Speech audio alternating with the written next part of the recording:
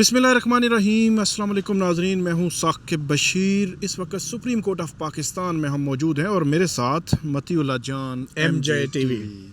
आज हम बात करेंगे 26वीं आइनी तरमीम के मुकदमा से मुतल्लिक। आज जो वकला के दलाइल हैं वो इस नुक्ते पर ही जारी रहे कि कौन सा बेंच इस केस को सुनेगा। आज 20 अक्टूबर है और नाजरीन को हम बताते चलें कि 21 और 22 अक्टूबर की दरमियानी रात को 2024 को ये 26वीं आइनी तरमीम मंजूर हुई थी और आज एक साल पूरा हो चुका है। लेकिन 26वीं आइनी तरमीम का मुकदमा अभी भी आप यूँ कह सकते हैं कि ज़ीरो पे ही खड़ा है, क्योंकि आज जब जो अकरम शेख हैं वो दलाइल दे रहे थे तो उन्होंने बात की कि 26वीं आइनी तरमीम का मुकदमा जो है वो सुना जा रहा है। तो एक साल की ताख़ीर से एक साल की ताख़ीर से तो अमीनुद्दीन खान जो इस हेड हैं आइनी बेंच के, उनको ये कहना पड़ा कि अभी नहीं सुना जा रहा, अभी भी नहीं सुना जा रहा। तो ये बात वैसे उनके लिए कोई बाइसे सताइश नहीं है कि अभी भी नहीं सुना जा रहा। उनके लिए एक चार्ज शीट है, मैं ये समझता हूँ। हाँ बिल्कुल, ये बात समझने की है, क्योंकि उन्होंने तो यही कहा ना कि अभी भी फुल कोर्ट पे बहस हो रही है। अब मतलब वो बात ये कर रहे थे कि अभी भी किस बेंच ने सुनना है, कौन सा बेंच होगा, अभी वो डिसाइड होना है। लेकिन मैं ये समझता हूँ कि आइनी बेंचेस की जो कमेटी है ये उसके लिए एक चार्ज शीट है कि उन्होंने एक साल वो मुकदमा नहीं लगाया और आज 26वीं के बाद 27वीं की बातें होना शुरू हो गई हैं। आज फिर जो है वो आइनी बेंच वो 191A जो 26वीं आइनी तरमीम में आया है, जिसमें आइनी बेंच बने हैं, आइनी बेंचेस की कमेटी तश्कील दी गई है। जुडिशल कमीशन ने जो हुलिया है वो सुप्रीम कोर्ट के इंटरनल जो मामलात थे जुडिशल साइड पे, उसका हुलिया तब्दील किया है। जो आइनी बेंच में justice Mohammad Ali Mazhar, justice Aminuddin Khan, justice Jamal Khan Mandokhel, वो एक उस सवाल से बाहर बिल्कुल भी नहीं निकल रहे। आज भी जो अकरम शेख साहब हैं उन्होंने अपने दलाइल में कुछ जो है वो दुनिया भर से कुछ दलाइल उनके सामने रखने की कोशिश की, लेकिन हर दलील के बाद उनका सवाल यही होता है। बल्कि आज जब दलाइल बिल्कुल कंक्लूड हो रहे थे तो जस्टिस नईम अख्तर अफ़गान ने ये बात की कि आप कह तो रहे हैं कि 24 जजेस को, यानी कि पूरी सुप्रीम कोर्ट को बिठा दें, आप ये कह रहे हैं कि चलें आर्टिकल 191A में कहीं नहीं लिखा हुआ कि पूरी जो सुप्रीम कोर्ट है वो बैठ सकती है, उसको रोका नहीं गया। नईम अख्तर अफ़गान साहब ये कहते हैं कि आप हमें रास्ता भी तो बताएं ना। यही सवाल नईम अख्तर जो करते हैं मोहम्मद अली मज़हर, जमाल खान मंदोखेल, अमीनुद्दीन खान कि जी रास्ता बताएं, हम कैसे आगे बाहर निकलें। तो आज के जो दलाइल हैं, अकरम शेख साहब बड़े सीनियर वकील हैं, सीनियर कानूनदान हैं, बल्कि आज से 28 साल पहले भी वो इसी तरह एक बड़े मुकदमे में उन्होंने मलक असद केस जो सजाद अली शाह के हवाले से केस था, उस केस में भी वो बता रहे थे कि 4 रोज़ उन्होंने दलाइल दिए थे और आज उन्होंने मुख्तसरन दलाइल दिए। तो जो उनके दलाइल हैं उनको आप कैसे देखते हैं, क्या कहते हैं उनके हवाले से? देखें, साकिब बशीर एडवोकेट अकरम शेख जो हैं सुप्रीम कोर्ट बार एसोसिएशन के एक साबिक सदर हैं और 1996-97 में भी वो सुप्रीम कोर्ट बार एसोसिएशन के सदर थे। बड़े दबंग किस्म के वकील हैं और बेनज़ीर भुट्टो को उन्होंने बड़ा टफ़ टाइम दिया हुआ था और यही वजह है कि जो खुफिया ऑडियो टेप्स और खुफिया रिकॉर्डिंग का जो इल्ज़ाम लगा था, बेनज़ीर भुट्टो की हुकूमत बरतरफ हुई थी सदर लगारी के हुक्मनामे के ज़रिए। उसमें एक बड़ा इल्ज़ाम ये था कि ये खुफिया रिकॉर्डिंग करते रही हैं और उन खुफिया रिकॉर्डिंग की जो फहरिस्त जो मैंने ख़ुद रिपोर्ट की थी, उसमें सबसे ज़्यादा जो ऑडियो टेप्स मंज़र-ए-आम पे आई थी वो अकरम शेख की थी। अच्छा, तो अकरम शेख साहब बड़े दबंग और बड़े जोशीले और बड़े जज्बाती किस्म के लॉयर रहे हैं 28 साल पहले। अच्छा। और मैं तो आज भी वैसे उनके दलाइल जानदार थे। मैं तो 28 साल पहले का गवाह तो खुद हूँ बतौर रिपोर्टर। 1997 में, मगर उन्होंने तो ख़ुद बताया कि 1971 में भी वो 8-9 साल के तो थे। जी। और बकौल उनके वो बांग्लादेश में जब कोड़े मारे जा रहे थे किसी को, तो उसकी आवाज़ें भी उन्होंने सुनी हुई हैं وہ یہ کہنا چاہ رہے تھے کہ یہ سپریم کورٹ جو ہے اگر انصاف نہیں دے گی اور جلد فیصلے نہیں دے گی تو پھر حالات اس ملک کے کبھی ٹھیک نہیں ہوں گے. تو بہرحال اس سے زیادہ میں کچھ کہنا نہیں چاہتا، مگر آج کے جو دلائل ہیں ایڈوکیٹ اکرم شیخ کے، بنیادی طور پہ ایڈوکیٹ اکرم شیخ وہی بات کر رہے ہیں جو ایڈوکیٹ منیر ملک نے کی، اور جیسے انہوں نے خود بھی اس بات کا اعادہ کیا کہ یہ جو آئینی بینچ ہے 8 ججوں پر مشتمل، کم از کم بطور آئینی بینچ یہ ججز 26ویں ترمیم کا کیس نہیں سن سکتے. اس کی ایک وجہ انہوں نے یہ دی کہ ساری دنیا جہاں کی جو عدالتیں ہیں، آسٹریلیا ہے، کینیڈا ہے، دیگر ممالک کی، ان عدالتوں نے یہ فیصلے دے رکھے ہیں کہ جس قانون کے تحت اگر کوئی ٹرائبونل یا عدالت بنتی ہے تو وہ ٹرائبونل یا عدالت اس قانون کا جائزہ نہیں لے سکتی. ٹھیک ہے، اور یہ پوری دنیا کا ایک اسٹیبلشڈ ایک پرنسپل ہے. تو یہ والا آئینی بینچ چونکہ 26ویں آئینی ترمیم کے تحت جوڈیشل کمیشن بنا، جوڈیشل کمیشن نے آئینی بینچ بنایا، آئینی بینچ نے کمیٹی بنائی اور کمیٹی نے پھر یہ 8 رکنی بینچ بنایا.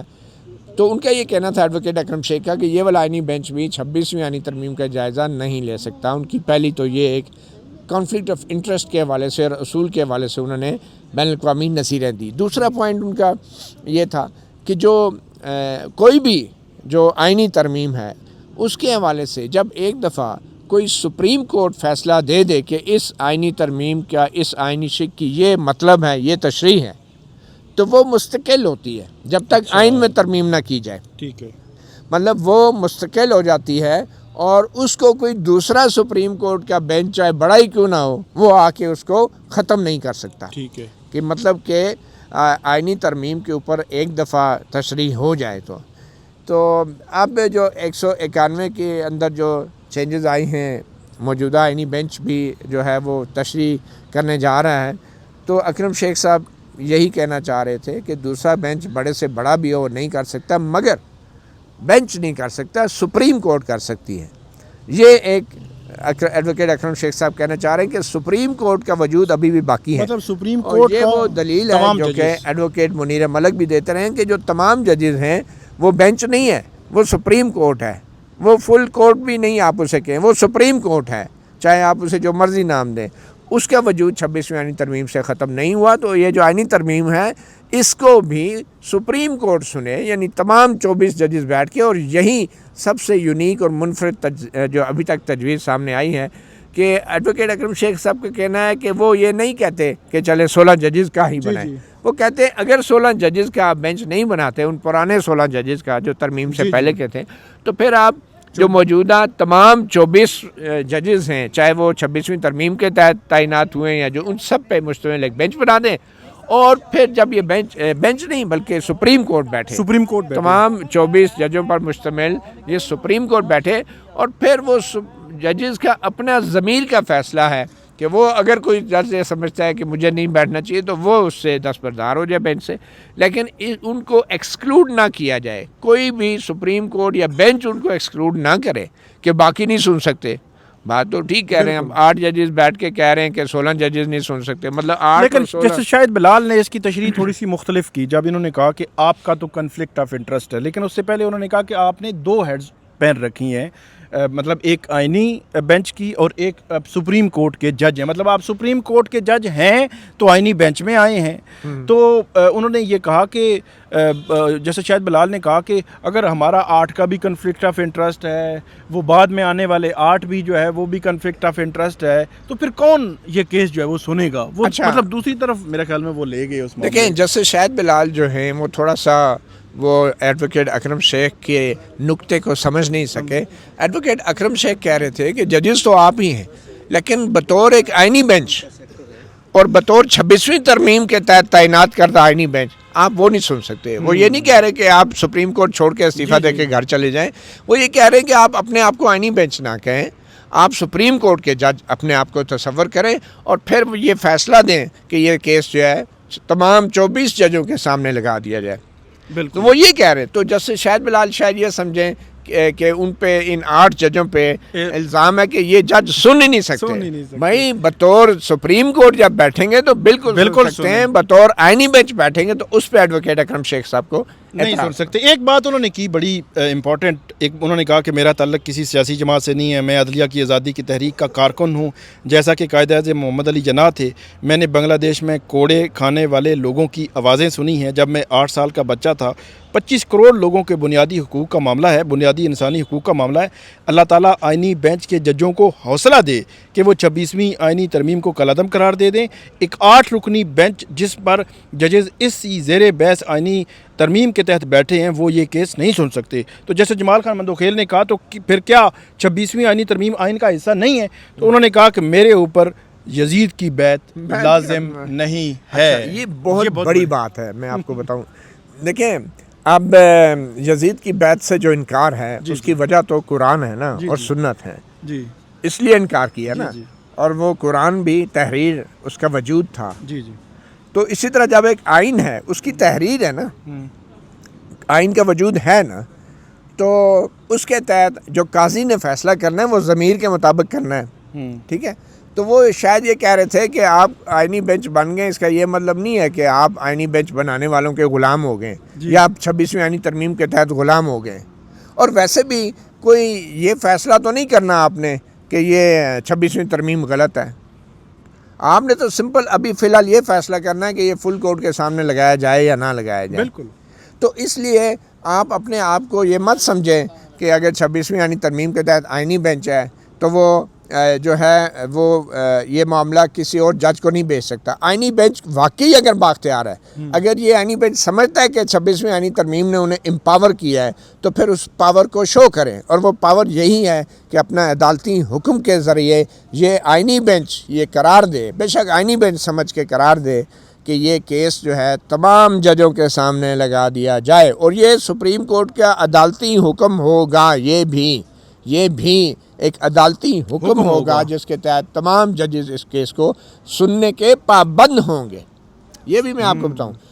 اور پابند سے مراد یہ نہیں ہے کہ ان کو ساتھ آپ زبردستی کریں گے کہ سارے سنیں گے, نہیں. پابند سے مراد یہ ہے کہ وہ ایک دفعہ کورٹ روم میں آئیں گے, بیٹھیں گے, اور پھر کسی کا ضمیر جاگتا ہے, کسی وجہ سے نہیں جاگتا, کسی پہ اعتراض ہوتا ہے, اس کا فیصلہ ہوگا. اس کے بعد جو جج رہ جائیں گے وہ پھر یہ کیس جو ہے وہ سنیں گے. ایک لمحے پہ جسٹس محمد علی مظہر نے کہا کہ جب جو اکرم شیخ صاحب بات کر رہے تھے انہوں نے کہا جی ایک نئی صورت پیدا ہو گئی ہے. اچھا یہ نئی صورت جو ہے وہ ہر روز یہ سوال کرتے ہیں, مجھے سمجھ نہیں آ رہی. وہ کہتے ہیں 26ویں آئینی ترمیم کا آرٹیکل 191A آ گیا ہے تو آپ اس سے کیسے ہم نکلیں یہ بتائیں. انہوں نے پھر یہ کہا کہ جی عمل درآمد جو آئین کا آرٹیکل 191A ہے اس پر عمل درآمد سپریم کورٹ کے فیصلے سے مشروط ہوگا. اور آگے چل کر آسٹریلیا کی عدالت نے فیصلہ جو ہے وہ قرار دیا کہ سپریم کورٹ کے ایک مرتبہ کی گئی آئینی تشریح کو کوئی دوسرا بڑا بینچ, جس طرح آپ نے بتایا ابھی کہ بینچ بعد میں تبدیل نہیں کر سکتا. تو یہ مطلب وہ جو ایک نئی صورت پیدا ہو گئی ہے اس سے کیوں نہیں نکل پا رہے جسٹس محمد علی مظہر, جسٹس جمال خان مندوخیل, جسٹس امین الدین خان, بلکہ انہوں نے ایک لمحے پر یہ کہا کہ اگر آپ کہتے ہیں کہ ہمارے سامنے کیس نہیں ہے تو پھر جائیں آپ چیف جسٹس کے پاس جائیں, چیف جسٹس دیکھ لے, چیف جسٹس کر دے, ادھر آنے کی کیا ضرورت ہے اگر ہم سن نہیں سکتے. یہ عجیب سی بات نہیں ہے؟ میرے خیال میں آئینی بینچ اور سپریم کورٹ کا کوئی اگر جج ہے نا, یہ رویہ اس کا ٹھیک نہیں ہے کہ آپ جائیں چیف جسٹس کے پاس. یہ تو آپ کسی بیوروکریٹ کے دفتر میں, ملازم دفتر میں کوئی غریب آدمی چلا جائے, اسے کہتا ہے تجھے میرے پاس درخواست بھیجی ہے, میں یہ نہیں کرتا, جا کسی اور سے کروا لے.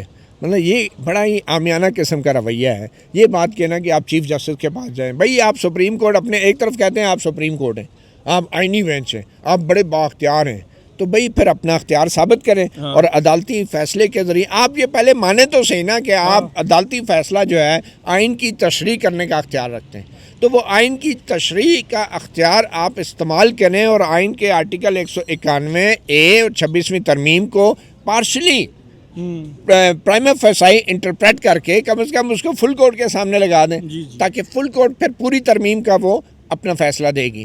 دوسری بات جو آپ نے کہا جی نئی صورت پیدا ہو گئی ہے, آپ نے غور کیا ہوگا جو بھی اچھے دلائل دے کے جاتے ہیں نا 26ویں آئینی ترمیم کے خلاف, اس کے اختتام پہ جسٹس امین الدین ایسے آگے ہوتے ہیں, وہ نئی صورت بنا کے پھر کہتے ہیں ایک نئی صورت پیدا ہوگی ہے, مجھے ابھی تک اس کا جواب نہیں ملا. مطلب پیچھے جس لائر نے جو جتنے دلائل دیے وہ اتنے بڑے کلیئرٹی کے ساتھ ان کو زیرو کر دیتے ہیں. وہ کہتے ہیں یار اس کا جواب نہیں مل رہا. اب جسٹس نعیم اختر افغان نے جیسے کہا کہ آپ نے ہمیں ابھی تک یہ نہیں بتایا کہ 24 ججز جو بیٹھیں گے آپ کی فل کورٹ میں ہم کیسے بٹھائیں. بھائی بات وہی ہے, وہ جس کو کیا کہتے ہیں کہ صبح سے وہ یوسف اور زلیخا کا قصہ سنایا جا رہا تھا، تو پھر بعد میں کسی جج صاحب کی طرح کا کوئی شریف آدمی تھا، اس نے پوچھا کہ یوسف عورت تھی یا مرد تھی.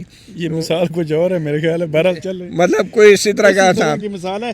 لیکن میں آپ کو ایک بات بتاؤں، دیکھیں جسٹس نعیم اختر افغان صاحب یہ پوچھنا چاہتے ہیں کہ اگر آپ کہہ رہے ہیں کہ تمام 24 ججز بیٹھ گئے تو ہم یہ کریں گے کیسے؟ بھائی شروع دن سے یہ کہہ رہے ہیں کہ آپ انٹرپریٹ کریں آئین کو، آپ عدالتی حکم دیں اور کہیں کہ بہت سارے مسائل ہیں، کانفلکٹ آف انٹرسٹ کا مسئلہ ہے اس کے اندر، اور آئینی ترمیم کے عمل لاگو ہونے کا یا نہ ہونے کا مسئلہ ہے، تو اس لیے اس کو تمام ججوں کے سامنے لگا دیں.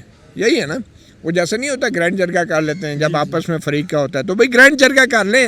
یہ فل کورٹ کیا ہے؟ بیسیکلی گرینڈ جرگہ کیا ہوتا ہے کہ سارے بیٹھ جائیں تاکہ بعد میں کوئی اعتراض نہ کرے کہ یہ اس نے غلط کیا، اس نے کیا. اس میں کہتا ہوں اگر جسٹس منصور علی شاہ اور جسٹس یحییٰ افریدی دونوں بیٹھتے ہیں نا، وہ بیٹھ سکتے ہیں.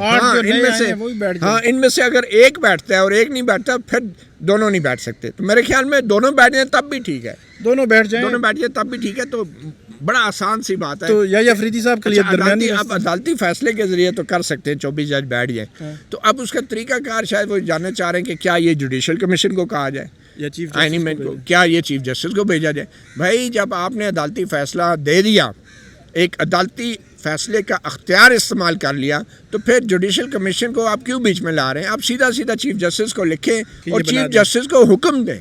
یہ چیف جسٹس کو حکم دینا ہے، یہ اختیار نہیں ہے. آپ نے یہ سپریم کورٹ حکم دے رہی ہے چیف جسٹس کو اور وہ بائنڈنگ ہے، پھر اس میں جوڈیشل کمیشن بیچ میں کہیں نہیں آتا. اچھا، اس میں ایک اور پوائنٹ جو انہوں نے اٹھایا، انہوں نے کہا کہ اس کیس کی جلد سماعت اور اس پر فیصلہ اس لیے بھی ضروری ہے کہ 1 سال سے پڑا ہوا ہے کہ ہمارے ملک سے غیر ملکی سرمایہ کاری ختم ہو چکی ہے یا ہو رہی ہے یا ایشوز ہیں، اور اس کے پیچھے انہوں نے ایک لاجک دی اور انہوں نے کوئی مثال دی میرے خیال گلف کسی کنٹری کی.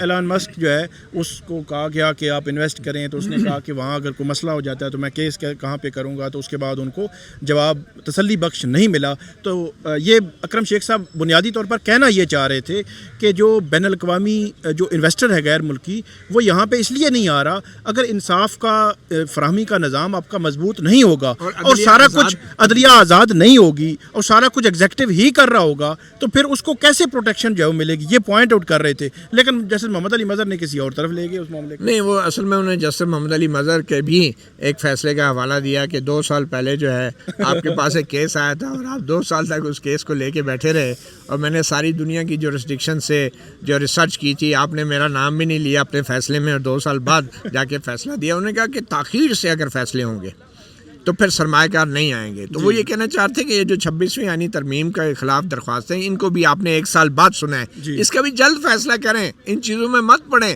کہ قربانی کے جانور کا رنگ کیا ہونا چاہیے اور کیا نہیں ہونا چاہیے. آپ سارا اکٹھے بیٹھ کے بطور سپریم کورٹ فیصلہ کریں، کیونکہ 26ویں آئینی ترمیم جو ہے وہ ڈسپیوٹیڈ ہے. سمجھ رہے ہیں نا، اس پہ ایشو بن گیا کہ جسٹس امین الدین نے کہہ دیا کہ نہیں وہ تو انڈر چیلنج ہے. تو اکرم شیخ صاحب نے کہا انگریزی میں دونوں کا مطلب ایک ہی ہوتا ہے.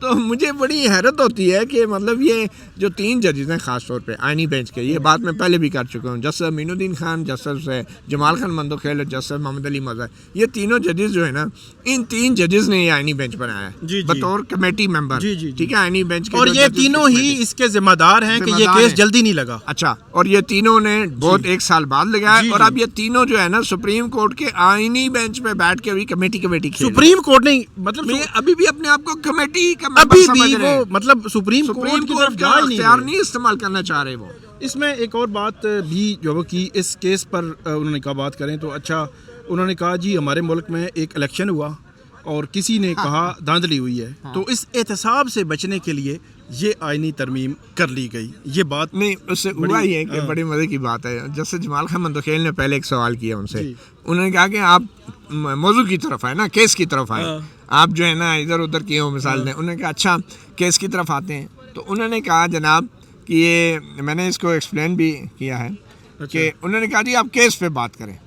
تو ایڈوکیٹ اکرم شیخ کہتے ہیں اچھا تو کیس پہ بات کر لیتے ہیں. ہمارے ملک میں ایک الیکشن ہوا، کسی نے کہا دھاندلی ہوئی ہے، تو اب احتساب سے بچنے کے لیے یہ آئینی ترمیم آ گئی تو اس کے بعد جسٹس جمال خان بندوخیل پیچھے ہٹ گئے اور شیخ صاحب نے کہا آپ کیس پہ بات کرتے ہیں تو پھر کیس تو اصل یہ ہے کہ جو الیکشن ہوا ہے اس میں جو دھاندلی ہوئی ہے اس میں احتساب سے بچنے کے لیے آئینی ترمیم لائی گئی ہے. تو انہوں نے پھر کہا کہ اصل مدعا تو یہ ہے, باقی آپ چھوڑیں جو آئینی طور پہ کیا ہے کیا نہیں ہے. اس میں جو انہوں نے ایک اور بات بھی کی کہ اللہ کا حکم ہے کہ پہلے ایمان لانے والے اور آخر میں ایمان لانے والے ایک جیسے نہیں ہو سکتے. ہاں یہ دیکھیں نا, یہ بڑا کمال کی بات کی ہے. اب بڑی گہری بات کر گئے ہیں اور مجھے لگتا ہے جسٹس جمال خان بندوخیل سمجھ گئے ہیں, وہ تھوڑے سے ڈیپ ہیں. تو یہ اس طرح ہوا کہ انہوں نے کہا کہ آپ کس بیس پہ جو ہے نا آپ چاہ رہے ہیں کہ ہم نہیں سن سکتے. اور بعد انہوں نے کہا جی وہ جب ایڈوکیٹ منیر ملک نے کہا تھا نا 16 ججز, تو جو جسٹس امین الدین ہیں انہوں نے کہا کہ وہ 16 کہہ رہے ہیں آپ 24 کہہ رہے ہیں, آپ لوگوں میں آپس میں اتفاق نہیں ہے. تو انہوں نے کہا اتفاق کی بات نہیں, میں ایڈوکیٹ منیر ملک کے دلائل کو بھرپور انداز سے اڈاپٹ کرتا ہوں. میں تھوڑا سا آگے جا کے ایک راستہ دے رہا ہوں کہ بھئی آپ اگر وہ نہیں 16 ججز نہیں تو پھر 24 تمام ججز کو بٹھا لیں. اور ویسے بھی جو ہے یہ کوئی الٹرنیٹیو نہیں ہے, یہ ایک راستہ ہے, ٹھیک ہے. تو ویسے بھی انہوں نے کہا کہ پھر اللہ کا بھی حکم ہے کہ جو لوگ پہلے ایمان لائے وہ افضل ہیں اور برتر ہیں, بجائے اس کے کہ جو آخر میں ایمان لائے. یعنی آخر میں کیا ایمان لائے کہ پہلے جو آئین تھا, ٹھیک ہے, اس کو فوقیت دی جانی چاہیے, اور جو بعد میں ترمیم ہوئی ہے اس کو وہ فوقیت نہیں. آخر میں انہوں نے ایک بات آخر میں یہ بھی کی, بہت ہو لیا بہت بھگت لیا, آئیں مل کر عدلیہ کو قائد اعظم کے افکار کے مطابق ڈالیں. میری خواہش ہے کہ آپ کی ریٹائرمنٹ سے پہلے اس کیس کا فیصلہ ہو جائے. تو جیسے جمال خان بندوخیل نے خوش ہو کر کہا آپ نے دریا کو کوزے میں بند کر دیا ہے. مجھے لگتا ہے جیسے جمال خان بندوخیل کو بڑی جلدی ہے کہ امین الدین صاحب جائیں ریٹائر ہوں. اور مسئلہ یہی ہے کہ یہ خدشہ ضرور موجود ہے. ویسے میں سیریسلی 30 نومبر ان کی 30 نومبر ان کی ریٹائرمنٹ کی ڈیٹ ہے. یہ خدشہ موجود ہے, اور جسٹس امین الدین خان کی جو صلاحیتیں ہیں اور جتنے فیصلوں پہ ماضی میں انہوں نے وقت لگایا ہے, مجھے نہیں لگتا کہ جسٹس امین الدین خان جو ہے ریٹائرمنٹ سے پہلے اس مین ترمیم کا فیصلہ کریں گے, کیونکہ ابھی تو فل کورٹ کا معاملہ آنا ہے. اور ایک بات بتا دوں, فل کورٹ کا ایک اور, اگر یہ بینچ جو ہے یہ ریٹائرمنٹ سے پہلے فیصلہ نہیں دے سکتا ترمیم کا, تو ایک جج جب ریٹائر ہو جائے تو وہ پھر ایک قسم کا ٹیکنیکلی آپ کنٹینیو جو کرتے ہیں نا ریٹائرڈ جج کے بغیر, وہ پھر ری ہیئرنگ ہوتی ہے ٹیکنیکلی اگر دیکھا جائے, کیونکہ بینچ ریکانسٹیٹیوٹ ہو جاتا ہے. لیکن اگر سارے ججز ہوں گے, اگر فل کورٹ ہوگی نا تو فل کورٹ کے اندر یہ معاملہ جو ہے پھر یہ اس میں کوئی جج ریٹائر بھی ہو جائے تو وہ کوئی مسئلہ نہیں ہے, فل کورٹ ہی تصور ہوگی, ری ہیئرنگ کی طرف نہیں جا سکتا. تو بہت شکریہ. آخری بات میں یہ کروں گا, یہ تو ابھی ہم بات کر رہے ہیں کہ وہ ریٹائر ہو رہے ہیں, لیکن 27ویں آئینی ترمیم کی گونج بھی ہے اور آئینی عدالت کی گونج بھی ہے, اور ایک آئینی دماغ آئینی عدالت کو چاہیے ہوگا. اور جسٹس امین الدین خان صاحب جیسا آئینی دماغ حکومت کو میرے خیال میں جو ان کا پیمانہ ہے, ان کو اس سے بڑا اور بہتر آئینی دماغ نہیں مل سکتا. دماغ کے اوپر مجھے وہ شیر اور لومڑی کا وہ سبق یاد آ گیا, جس میں شیر بوڑھا ہو جاتا ہے اور لومڑی کو کہتا ہے میرے لیے شکار گھیر کے لاؤ. وہ ہرن کو پکڑ کے لاتے ہیں تو ہرن کو دبوچتا ہے جب شیر, تو ہرن بھاگ جاتا ہے, تو ہرن کا کان جو ہے کٹ جاتا ہے. تو لومڑی جو ہے وہ اس کے پاس جاتی ہے کہ بادشاہ سلامت تمہیں بادشاہ بنانا چاہ رہے تھے جنگل کے, تمہارے کان میں کوئی مشورہ دینا چاہ رہے تھے. تو لومڑی وہ جو ہرن ہے وہ پھر بیوقوف بن جاتا ہے, واپس آتے ہیں تو شیر اسے دبوچ کے کھا جاتا ہے. شیر کو بوڑھا ہو گیا تھا, اس کو کسی نے کہا تھا, کسی معالج نے, کہ بھئی تم جو ہے نا ہرنی کا دماغ کھاؤ گے نا تو تم طاقتور ہو جاؤ گے. تو شیر نے لومڑی سے پوچھا کہ اس میں دماغ کدھر گیا ہرنی کا, ہرنی بھی کھا رہی تھی کیونکہ, تو ہرنی دماغ کھا چکی تھی پہلے ہی شیر سے. تو شیر کو کہتی ہے کہ اگر اس کا دماغ ہوتا تو ایک دفعہ کان کٹوا کے دوبارہ آپ کے گھر میں آتی. تو بات وہی ہے کہ آئینی بینچ جو ہے یہ جو بنائے گئے ہیں یہ واقعی بڑے دماغ والے. بہت شکریہ ناظرین, آپ کو مزید بھی اپڈیٹ کرتے رہیں گے, ہمیں فیڈ بیک دیجیے گا. اللہ حافظ.